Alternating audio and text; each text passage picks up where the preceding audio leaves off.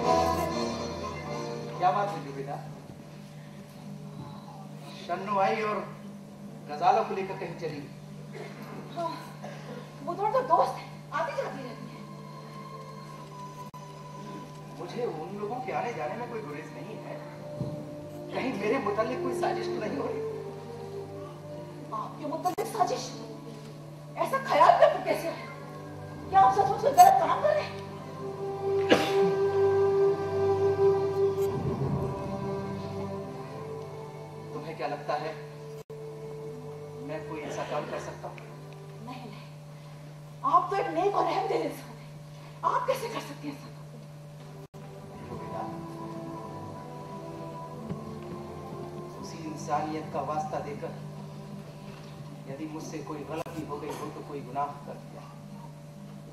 गलती भी तो गुनाह हो सकती। हाँ मौलाना साहब, हाँ आपसे बहुत बड़ा गुनाह हो गया।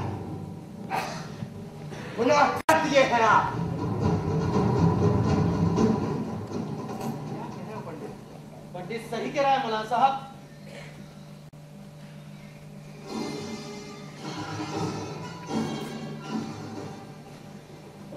आप लोग महीने के कुछ की बात क्या? साफ बात तो यह है मौलाना साहब कि आपने जिन दो आदमियों को पनाह दिलाई है वे अपने मुल्क के बाशिंदे नहीं है। घुसपैठिए हैं वो। बोलों की मदद से तालिबान में फाड़े से जल्लाद है वो, जिन्होंने हमारी द्रास, बटाली, कारगिल और मस्को घाटी की फौजी चौकियों पर कब्जा कर लिया है।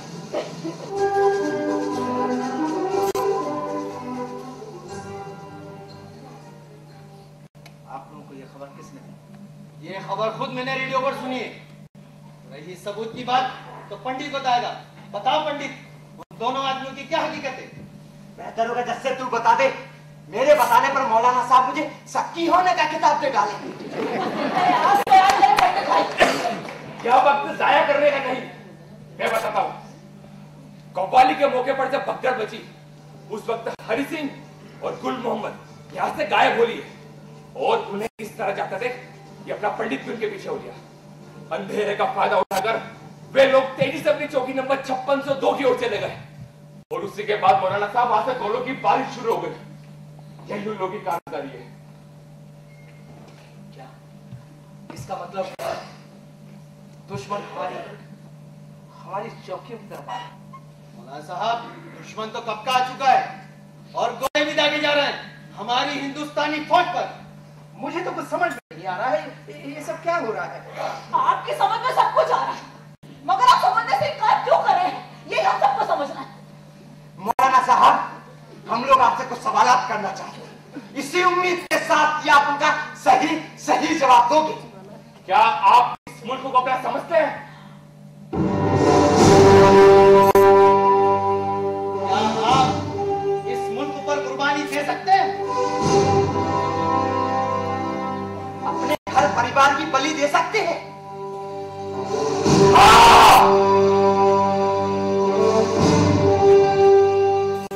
दे सकता हूं कुर्बानी। तो फिर हमें ये नहीं बता दीजिए कि उन दो महाजात में घर में पनाह देने की वजह क्या है? कहीं मौत के खौफ ने आपकी जुबान पर ताले तो नहीं डाल दिए?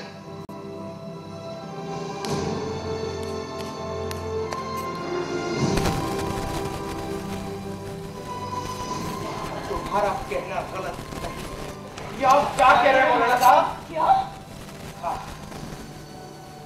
मौत के खौफ ने मुझे वो सब करने को मंजूर किया मेरे ज़मीर को कभी। आखिर वो कौन सी मजबूरी थी जिसने आप जैसी शख्सियत और आपके ज़मीर को कुचल डाला? सब बताता हूं। अच्छा रहा जो आप लोगों ने वक्त से पहले मेरी आंखें खोली, वरना गलतियों का सिलसिला इतना लंबा हो जाता कि मुझे दोज़ख में भी जगह नहीं। मौलाना साहब, हमारे सब्र की हदें कहीं टूट न जाए, इसके खिलाफ हमें तफसील से बताने की मेहरबानी करें।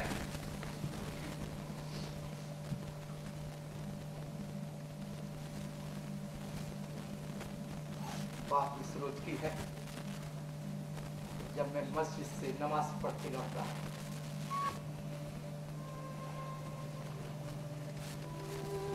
मुझे वही दो आदमी मिले जो आप लोगों को मिले। वही तारुफ दिया जो आप सबको। फिर उन्होंने यहाँ की मुसलमान आबादी के बारे में पूछा। उसके बाद उन्होंने पाकिस्तान का साथ देने और कश्मीर पर कब्जा करने का मकसद समझाया तो मैंने खिलाफत की। उसके बाद उन्होंने अपने जेब से मेरे पास साथ पहले का है बेटे जावेद का फोटो दिखा कर कहा, मेरा बेटा उनकी गिरफ्त में है और वो एक मुजाहिद बन गया।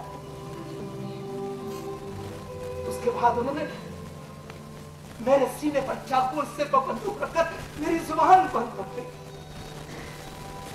मैं डर गया था। और उसके बाद जब से मैं यहाँ आया तो बिल्कुल अजनबी बन गया। तो क्या मेरा बेटा जावेद अभी जिंदा है?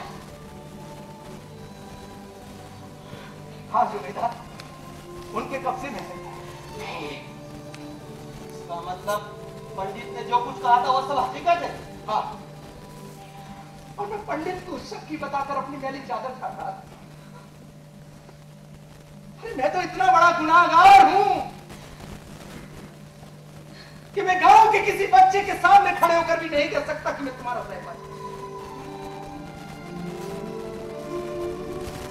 मुझे सजा दो, ऐसी सजा दो जो अब तक न किसी ने देखी हो, न सुनी। बस बोला, बस कीजिए। सुबह का मूला घर शाम को वापस आ जाए उसे भूला नहीं कहते। मैं इसके लिए माफी चाहता हूँ मौलाना साहब। अगर हम इन्हीं ख्यालों में भटकते रहे, ना तो कभी जावेद तक पहुंच पाएंगे, ना ही उस जालिमों से लड़ पाएंगे। खुदा, ये आपने क्या किया? मैं तो आपको अपना खुदा मानती थी और परवरदिगार से आपकी सलामती की दुआएं मांगा करती थी। नहीं तो बेटा, मैंने ख्वाब में भी नहीं सोचा था कि मेरा शौहर इतनी गलीच और घिनौनी हरकत भी कर सकता। कल को जब ये दुनिया इस हकीकत का जवाब मुझसे मांगेगी, तो मैं क्या जवाब दूंगी? खामोश जो खड़े हैं, बोलते क्यों नहीं?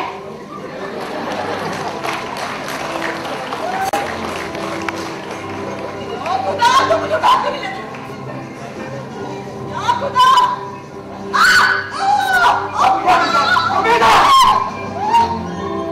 जुबैदा, तुम्हारा गुनाहगार मैं हूं जुबैदा। बेटी की मोहब्बत में पागल हो गया, मुझे माफ कर दो जुबैदा, मुझे। अम्मी, अम्मी, अम्मी, अम्मी, हगो, हगो, अम्मी को क्या हुआ? अम्मी, बेटी, हाँ, अम्मी, जैसे ही तुम्हारी अम्मी को कहा उन दो खूंखार आतंकवादियों को मैंने पनाह दी थी, और मेरा बेटा उनके गिरफ्त में है, तो वो सदमा बर्दाश्त नहीं कर सकी और बेहोश होकर गिर पड़ी। अब्बू, अब्बू, हम लोगों की जिंदगी वतन से ज्यादा कीमती कब से हो गई अब्बू? हाँ भी तो नसीहत दिया करते थे, इस वतन की खातिर हजारों कुर्बानियां भी कम है। और आज आपने हमारी खातिर इस मुल्क की अजमत को दांव पर लगा दिया अब्बू। मुझे और जलील करो बेटी, और जलील करो, और पंचायत के बीच ले जाकर मुझ पर कोड़े पड़वाओ, तब तक जब तक मेरी आंखें उठा लो, और मेरी लाश को चील कौओं के सामने डाल देना, जब तक वो नोच नोच कर देना। बस बस मौलाना साहब, बस कीजिए। कभी बड़े बड़े फल भी खेलने की मोहब्बत तो जिंदगी के आगे छोटे हो जाते हैं। अगर मेरा भी बेटा होता तो शायद मैं भी वही करता जो आज आपने किया, और शर्मिंदा ना हो मौलाना साहब। जावेद, कहाँ है मेरा बेटा जावेद? मुझे उसके पास ले चलो, मुझे उसके पास ले चलो।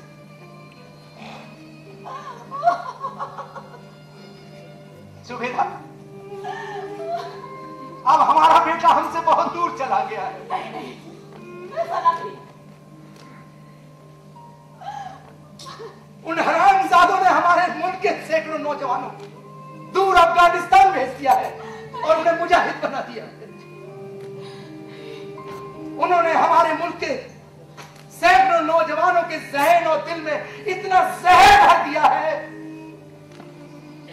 कि उन्हें हर हिंदुस्तानी और हिंदू कौम से नफरत हो गई है।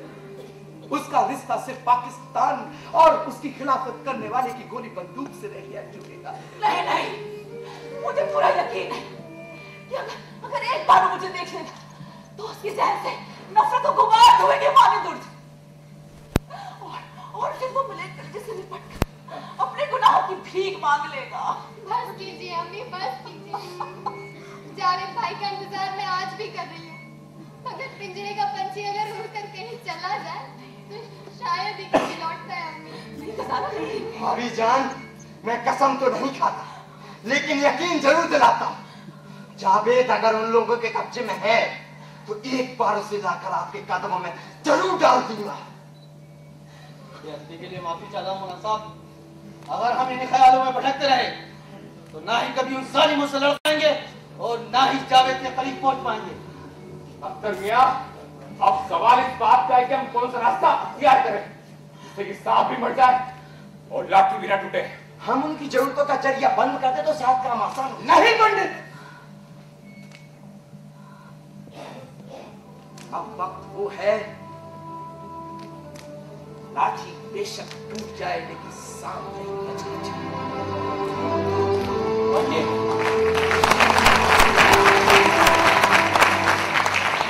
तो अपनी बंदूक में गोलियां भर ले, आज उनके नापाक इरादे हमेशा हमेशा के लिए कुचल कर रख देंगे, ताकि उनकी आने वाली नस्लें ख्वाब में भी हमारे मुल्क हिंदुस्तान की तरफ नजरें उठा करना देख सकें। पंडित, इस बंदूक का पेट कभी खाली नहीं रखता। और अब है गया जट्टों में बम लगाने का काम। इसकी जिम्मेदारी है जसवंत सिंह का। चलो चलो। अरे भाई, मुझ बूढ़े को यहाँ क्यों छोड़े जाते हो? आपकी दानिशमंदी बेनजीर है मौलाना साहब।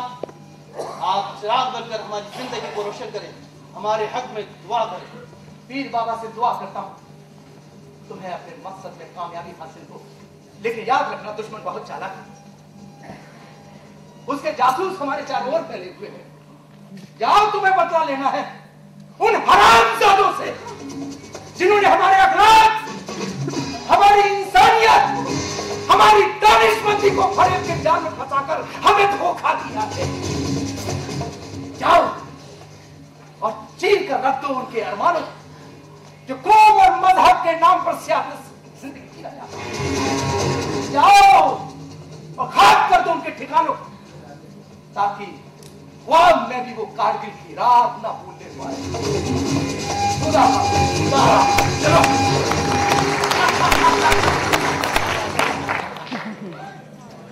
मरहबा मरहबा, क्या जज्बात है। गुल मोहम्मद? हाँ, मैं गुल मोहम्मद, एक मुजाहिद। वो सरदार, फेंक दे अपनी बंदूक, नहीं तो गोलियों से।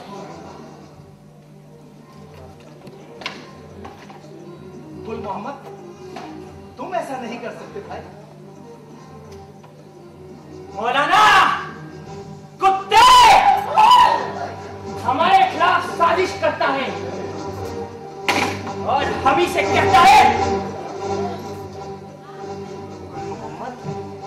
तुम लंगड़े नहीं हो तुम। बैसाखी का सहारा एक बहाना था बेवकूफ बनाने के लिए। बेवकूफ ना होती तो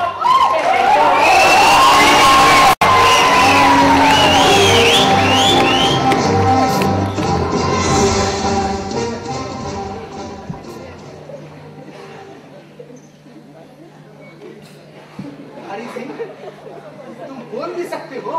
तुम लोगों की खिलाफत की जुबान बर्दाश्त नहीं कर सकी और खुद ब खुद चलने लगी। ओह, इतना बड़ा फरेब, वो भी हमारे जिन्होंने तुम्हें रोटी दी, अपना नमक खिलाए। हम नमक हराम नहीं है बुढ़िया। बशर्ते अब भी वक्त है, तुम लोग हमारा साथ देने का वादा करो। वादा जितना साथ दिया उसका तुम लोगों ने ये सिला दिया। अब और क्या चाहते हो? जिहाद! जिहाद! गैर मुसलमानों के और कश्मीर को पाकिस्तान में मिलाने के साथ जिहाद! ये नामुमकिन है। खामोश मौलाना, हम मुमकिन लफ्ज सुनने की आदी है और इस लफ्ज को हम तुम्हारे मुंह से उगलवा कर रहेंगे। हम हिंदुस्तान के बाशिंदे हैं और इसी मुल्क में पैदा हुए हैं और इसी मुल्क की जमीन पर सीना तान के दफन हो जाएंगे। तुम चाहो हमारे जिस्म के टुकड़े टुकड़े क्यों ना कर दो, ये हम तुम्हारे नापाक गिरा दे, हमेशा हमेशा के लिए कुचल कर रख देंगे। वो जज्बात के समंदर में गोते ना लगा, वरना ये लहरें तुझे इतनी दूर तक घसीट कर ले जाएंगी कि जहां से तैर कर भी तू किनारा ना पा सकेगा। मैं पूछता हूँ, इस मुल्क ने, इस मुल्क के सियासतदारों ने क्या दिया तुम्हें जो तुम अपनी कुर्बानी देने के लिए तैयार हो? सारे जहां से अच्छा हिंदुस्तान हमारा हमारा हिंदुस्तान तुम्हारा। मोहम्मद, आंखें खोल कर देखो, हमारे मुल्क ने क्या किया हमें। ये देखो, अख्तर मियां, जसवंत थे, पंडित, ये तीनों एक साथ बैठकर कुरान पढ़ते हैं, गीता पढ़ते हैं, एक साथ बैठ के खाते हैं, रोते हैं एक साथ, हंसते हैं एक साथ। क्या दे सकता है तुम्हारा मुल्क और तुम्हारी सियासतदान?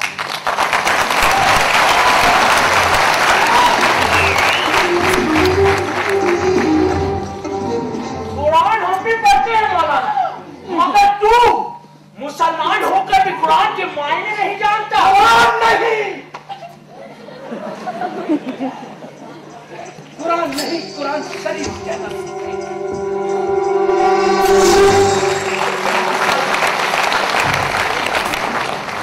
और यदि उनके बातों के मुआयने न मालूम हो तो जाइए अपने सैयदों और इमामों से दरियाफ्त कर उसकी नसीहतों की बातों की तासीम सीखिए।